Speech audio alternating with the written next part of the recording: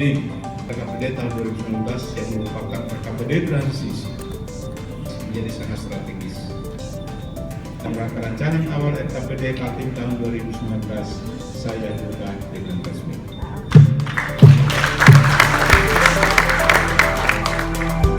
Saya mohon kepada yang mewakili Bapeda Kaltim untuk bisa memaparkan arah kebijakan pembangunan daerah Provinsi Kaltim tahun 2019. Kita coba melihat sasaran program dan kegiatan prioritas di tahun 2019. Pak Asisten sudah menyampaikan bahwa tema RKPD 2019 adalah memperkuat daya saing investasi untuk mempercepat hilirisasi industri. Lalu kata kuncinya, daya saing investasi itu sangat tergantung kepada 4 hal. Dari sisi SDM, kita kekurangan SDM yang disesuaikan dengan tujuan pembangunan kita ke depan, yaitu transformasi ekonomi. Itu program apa saja yang akan dilakukan? Fokusnya itu adalah di kegiatan pembangunan laboratorium dan ruang praktek sekolah, kemudian pengadaan alat praktek dan tenaga siswa. Kebutuhan SDM di Kaltim ini disesuaikan dengan tujuan pembangunan Kaltim ke depan, bisa kita penuhi SDM-nya. Untuk pembangunan infrastruktur dan konektivitas di sentra produksi, kawasan industri dan outlet, itu ada 7 program yang akan kita lakukan. Misalnya di program pembangunan jalan dan jembatan untuk peningkatan produksi pertanian, kita rencananya akan membangun 3 bendungan baru.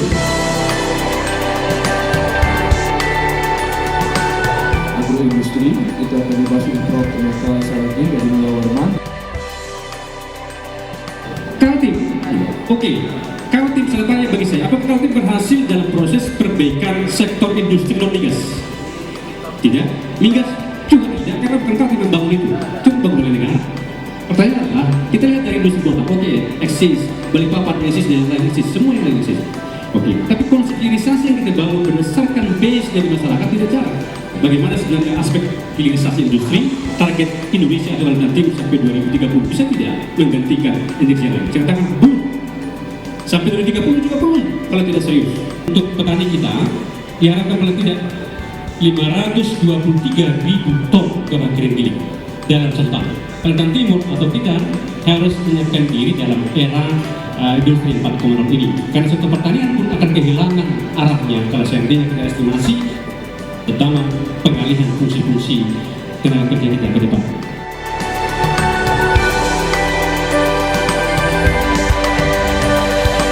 Analisa daya saingnya di ranking tinggi, tetapi kenapa para investor itu enggan masuk Kalimantan Timur? Pertama, masalah perizinan. Sebetulnya pemerintah daerah sendiri sudah mulai mengadakan perbaikan-perbaikan tentang reformasi perizinan, tetapi sebetulnya itu baru retorika, pada kenyataannya tidak, masih berdele-dele. Suatu contoh ya, masalah kecil saja, pengusaha hotel yang dikejar-kejar masalah izin genset. Bagaimana kita bisa berkembang, bisa berdaya saing? Sebetulnya masalah perizinan ini tidak fokus kepada hal-hal yang sebetulnya apa yang berusaha kembangkan.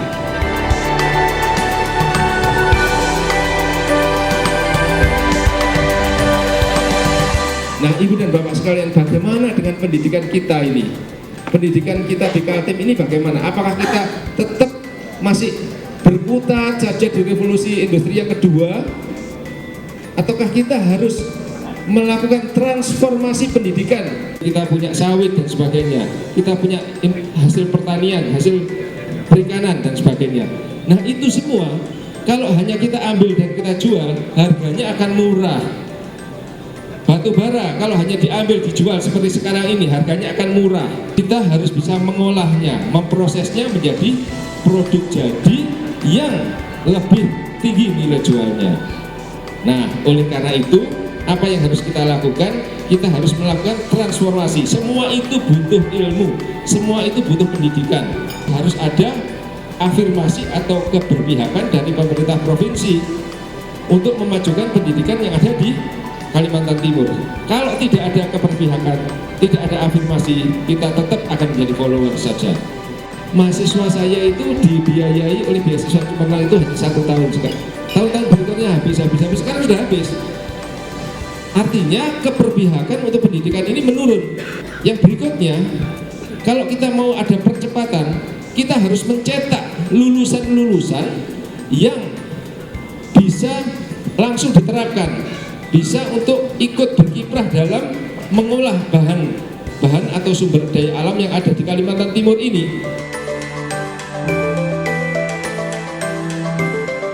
Gubernur terpilih akan menjalankan program, dan yang harus dipastikan adalah ada estafet, bukan hanya kepemimpinan tapi juga programatik. Masih ada PR di Kalimantan Timur ini, terutama terkait dengan isu lingkungan hidup, konservasi keragaman hayati, ya, terus perubahan iklim dan transformasi ekonomi menuju meninggalkan ketergantungan kepada eksploitatif.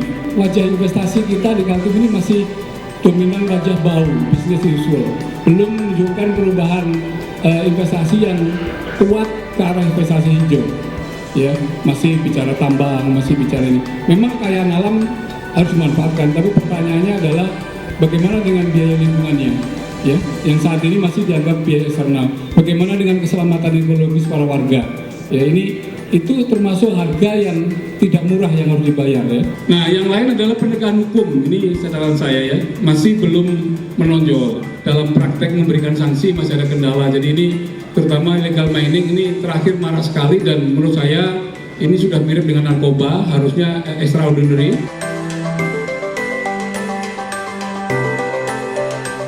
Harapan saya adalah memang habis ini perlu ada suatu lokakarya. Coklat berapa?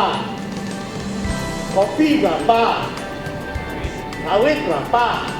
Karena menurut saya bahwa karet itu selama 20 tahun saya mengikuti menurun 1 tahun 4%, Pak. Industri hilir yang kaitannya dengan industri hijau, kita perlu ada target, Pak. Berapa kira-kira yang akan kita munculkan industri-industri baru yang terkait dengan pemanfaatan sumber daya alam. Ini, Pak, perlu di RKP dimasukkan, Pak. Itu saya mau di dalam prioritas keempat ini tentang produksi peternakan juga dimasukkan, Pak. Program pemerintah dalam meningkatkan keterwisata ini bisa juga kita berkolaborasi akademisi dengan Pemda. Kita terpaku pada produk-produk konvensional. Ketika misalnya dunia bergerak ke arah bioekonomi misalnya, kita masih berkutat kepada produk plywood yang notabene dari sisi cost sangat tinggi, tetapi harga jualnya sangat rendah. Itu menjadi bahan bagi kami untuk merumuskan kebijakan sampai mungkin nanti kegiatan proyek strategisnya. Di Rabu tanggal 28 Februari tahun 2018, 3 masukan dan saran dari pembahas utama yang berasal dari akademisi, asosiasi profesi, dan lembaga swadaya masyarakat. Setuju? Sebelum saya menutup, ini kita tadi sudah ada sepakat dengan berita acara. Mungkin nanti mohon Mbak Astin bisa kita lakukan penandatanganan dulu sebelum kita akhiri. Bapak Ibu sekalian saya hormati, kita sudah dapat mengakhiri presentasi kita pada hari ini.